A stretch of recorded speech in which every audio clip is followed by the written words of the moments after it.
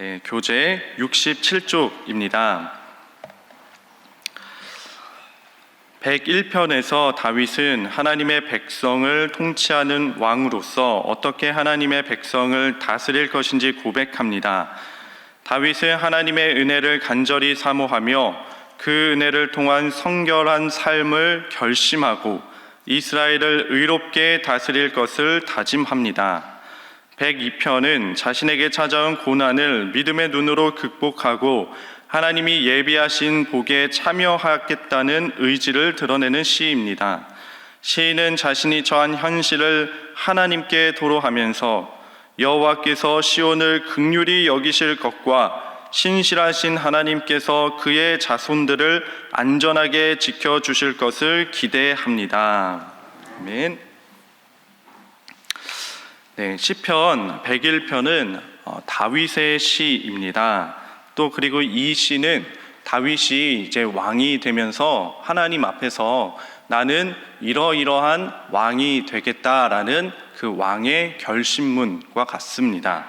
자, 그러면 다윗이 어떤 결심을 했는지 한번 시편 101편을 찬찬히 살펴보도록 하겠습니다. 먼저 2절에 보면 나는 완전한 길을 주목하고 또 완전한 마음으로 행하겠다라는 말씀이 나옵니다. 여기서 완전한 길, 완전한 마음은 흠없는 삶, 흠없는 마음을 의미합니다. 그러니까 흠없는 마음으로 흠없는 삶을 하나님 앞에서 내가 살아가겠다라고 결심을 한 것이지요. 또 3절에도 비천한 것을 내 눈앞에 두지 않겠다라고 말합니다. 여기서는 비천한 것은 가치 없는 것, 그러니까 가치 없는 것을 내가 생각하지 않겠다라는 뜻이기도 합니다. 또 4절에 사악한 마음을 내게서 떠나게 할 것이다. 또 5절에는 이웃을 헐뜯는 자, 교만한 자를 내가 용서하지 않겠다. 또 6절을 보면 나는 앞으로 충성된 자들과 함께할 것이다. 또 7절에도 거짓말을 행하는 자들을 내가 내버려 두지 않겠다. 8절에도 아침마다 나는 악인을 멸할 것이다 라고 이렇게 결단하는 결심문입니다. 다윗의 결의가 참 대단하고 아름답습니다. 그런데 오늘 저는 이 결심을, 이 다윗의 다짐을 다윗의 생애에 비춰 보아서 한번 묵상해 보았습니다. 첫 번째 기도 제목입니다. 오직 주님만 의지하게 하옵소서. 오직 주님만 의지하게 하옵소서.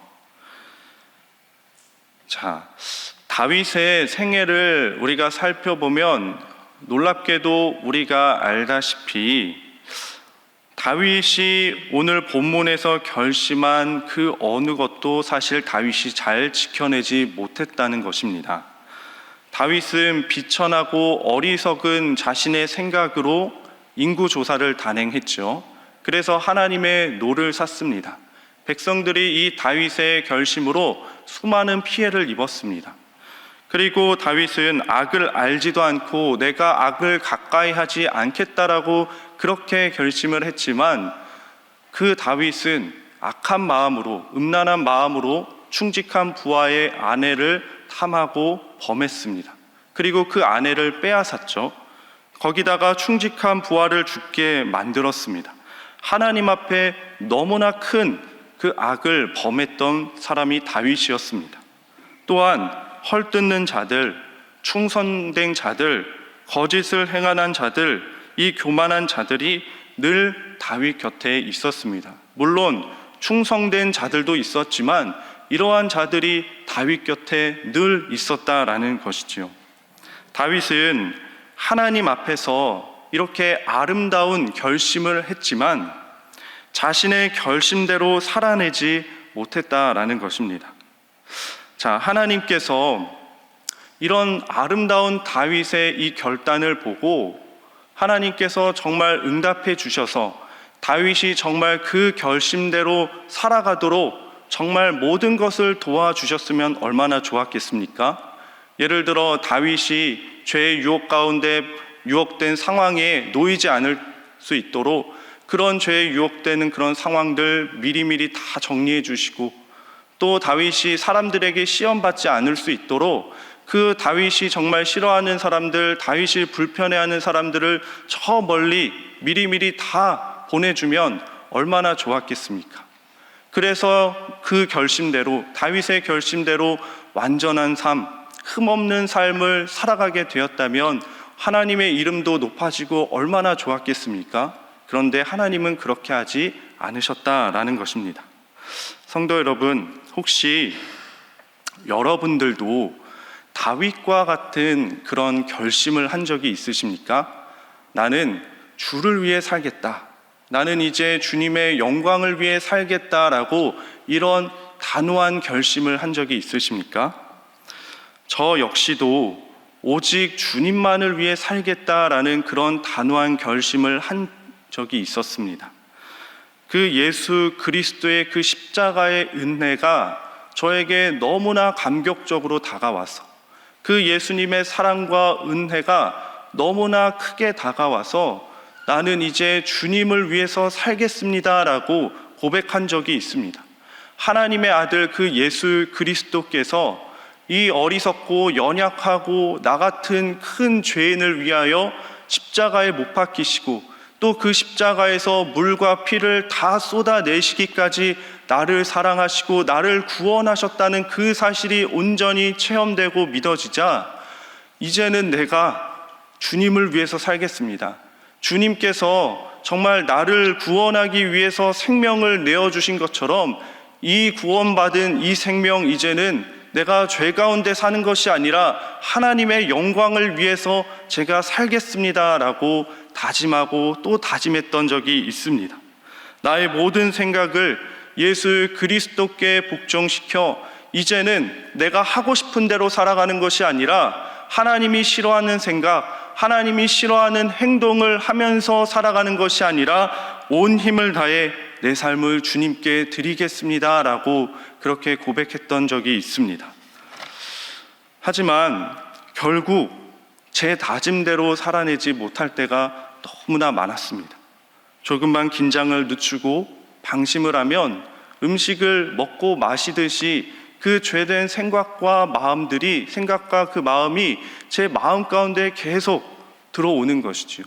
그래서 기도하면서 말씀하면서 또 여러 가지 노력을 하면서 그것과 싸워서 정말 제 다짐대로 살아내려고 했지만 번번이 실패하고 죄로 무너지는 저의 모습을 보게 될 때마다 너무나 좌절하고 절망하고 낙심이 될 때가 있었습니다.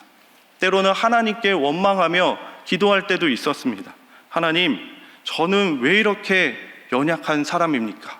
왜 이렇게 어리석고 죄된 존재입니까? 라면서 하나님께 탄식하며 눈물을 쏟을 때도 있었습니다. 여러분들은 어떠셨습니까? 하나님께서 우리가 거룩하게 살아갈 수 있도록 우리를 유혹하는 그 죄된 환경을 미리미리 다 제거해 주시고 또 나를 시험 들게 하는 사람들을 저 멀리 떠나게 해주시면 얼마나 좋겠습니까? 그러나 하나님은 그렇게 하지 않으신다는 것이죠. 오히려 죄로 연약해진 육체 가운데 두십니다. 아무리 다짐하고 노력해도 도무지 하나님의 의를 실천할 수 없는 그 한계를 가진 육체 그대로 살아가게 하십니다. 또한 나와 정말 맞지 않는 사람과 때로는 함께 하게 하실 때가 있습니다. 그 사람들로 하여금 눈물을 흘리게 할 때도 있고 또 열악한 그런 환경 가운데 피눈물을 또한 흘릴 때도 있습니다. 왜 그러실까요? 그것은 은혜를 알아가게 하시는 하나님의 방편이기 때문입니다. 하나님의 신비입니다. 여러분, 우리는 내가 연약해져 봐야 그제서야 내가 얼마나 연약한 존재인지를 알게 되죠. 내가 나의 악한 면을 보아야 내가 하나님 앞에서 얼마나 큰 죄인인지를 알고 주님 앞에 나아가 눈물을 흘리게 됩니다. 내가 얼마나 어리석은지를 깨달아 봐야 어찌 이 나의 어리석음으로 내 인생을 이끌어갈 수 있겠느냐라고 탄식하며 그제서야 주님 앞에 나올 수 있는 것입니다.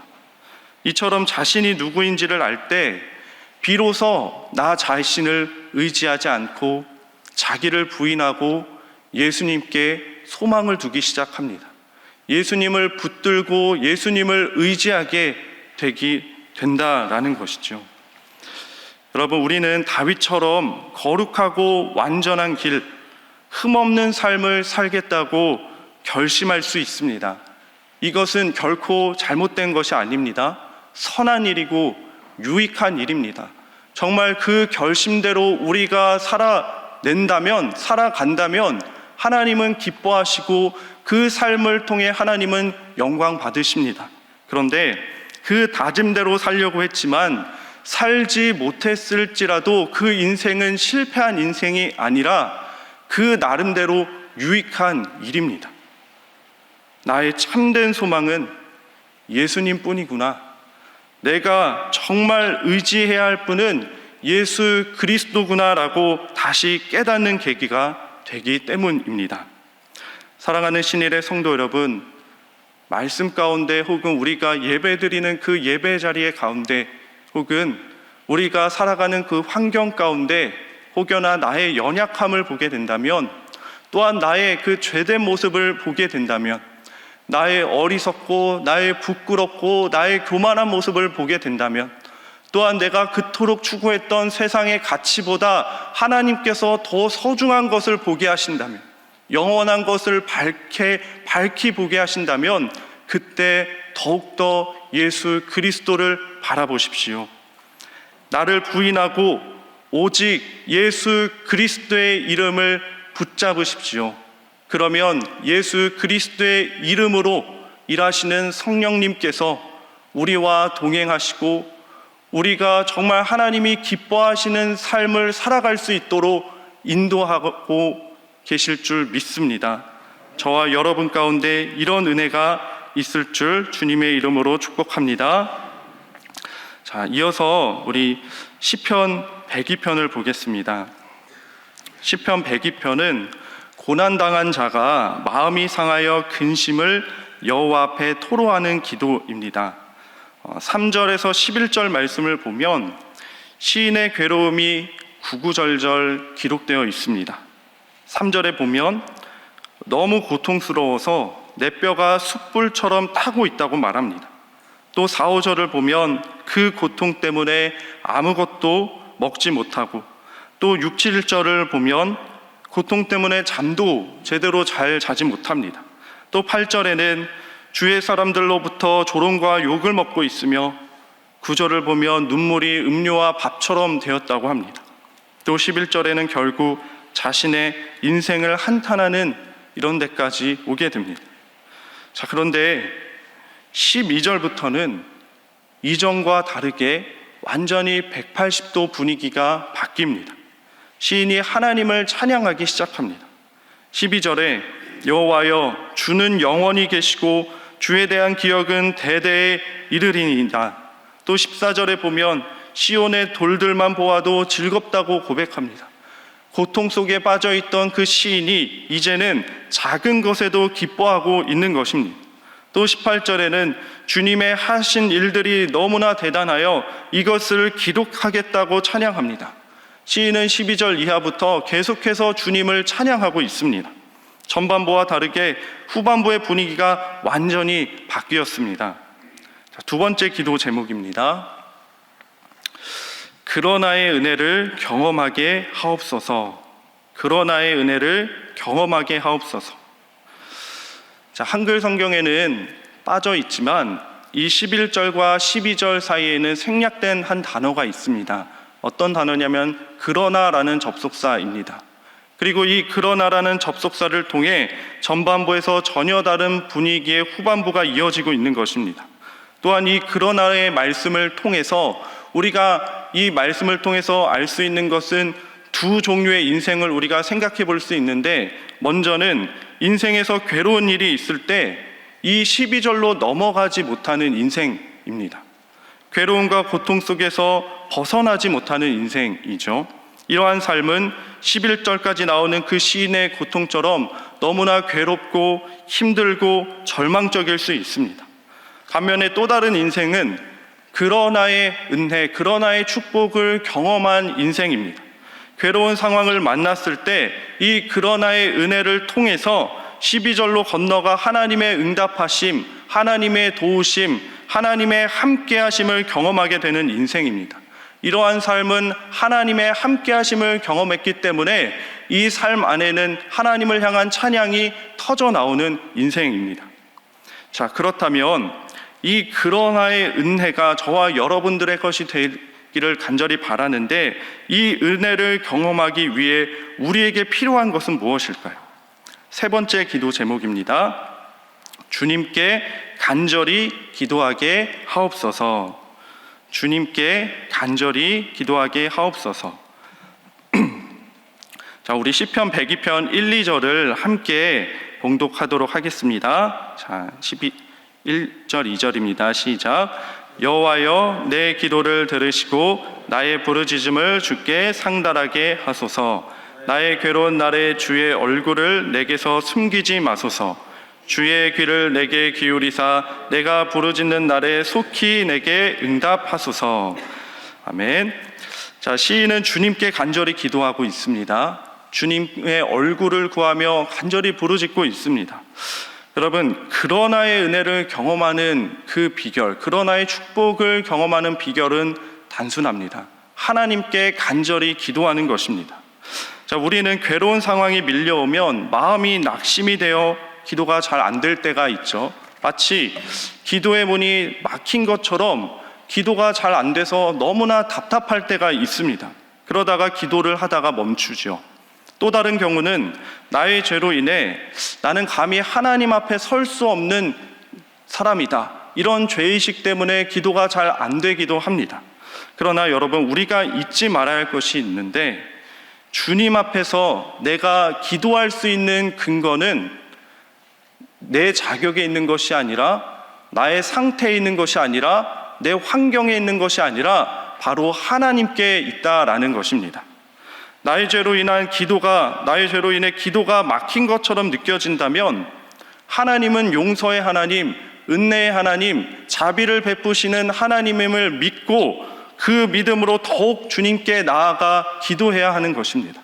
또 괴로운 상황으로 인해 마음마저 낙심되어 기도가 막혔다면, 하나님은 선하신 하나님, 나에게 좋은 것을 주시고자 하는 아버지 하나님, 목자 되신 하나님을 믿고 그 하나님 앞에 나아가 더욱 부르짖고 엎드려 기도해야 된다라는 말씀입니다. 기도가 막힐 때는 기도로 뚫어내는 신앙의 자세가 필요하다라는 말씀이죠. 기도의 문이 막힌 것처럼 느껴졌다면 이 선하신 하나님을 믿는 믿음으로 더욱 기도하면서 그 막힌 문을 뚫어내야 한다는 말씀입니다. 성도 여러분, 하나님을 믿는 자들도 괴로움을 당합니다. 오늘 시인도 너무나 큰 괴로움과 고통 속에 놓여 있었습니다. 하지만 우리가 낙심이 아니라 희망과 소망을 가져야 하는 이유, 그것은 하나님을 간절히 찾고 구하는 자들에게는 그러나의 은혜, 그러나의 축복이 기다리고 있기 때문입니다. 이 은혜가 저와 여러분들의 것이 되기를 소망합니다. 아멘. 이 시간 함께 기도하겠습니다. 우리가 주님만 의지하게 하옵소서. 그러나의 은혜를 경험하게 하옵소서. 또한 간절히 기도하게 하옵소서. 그리고 주일 예배와 또한 위임 목사님을 위해서 기도해 주시고 각자 나온 기도 제목으로 이 시간 함께 기도하겠습니다. 주여 믿습니다. 주여 믿습니다. 주여 믿습니다.